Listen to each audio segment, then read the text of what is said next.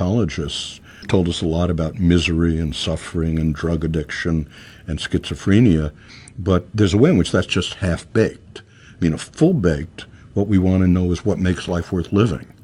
How about positive emotion? How about meaning? How about spirituality?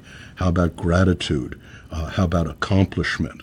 So the intellectual idea was for psychology to have make full sense of the human condition. In many circumstances, the data are that optimistic people get depressed at only half the rate when setbacks occur, that optimistic people do better than expected on the sports field, in grades, and in many kinds of work, that optimistic people have yeastier immune systems, they're less likely to die of cardiovascular disease, and that descriptively optimistic people are generally liked better.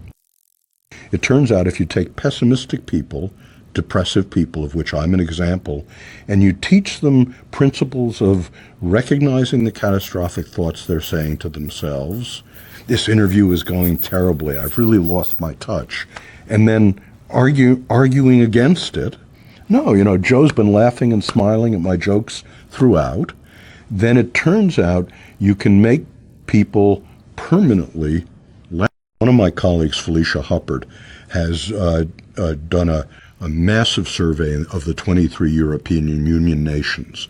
And she asked the question, in each of these 23 nations, what percentage of adults are flourishing?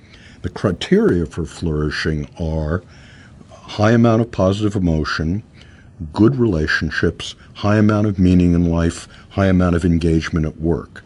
And by those criteria, involving at least 2,000 people in every nation, 32% of Danes are flourishing, 15% of Brits are flourishing, only 5% of Russians are flourishing. What is positive psychology and well-being's long-term goal? Well, I call it 51. It is the notion that by these criteria of high positive emotion, high engagement, high meaning, good relationships, that in the year 2051, 51% of the world's population will be flourishing. Now, that's a grandiose dream, and I don't know how it will happen, but we've now been able to define the notion of flourishing. We know quite a bit about what increases positive emotion, engagement, meaning.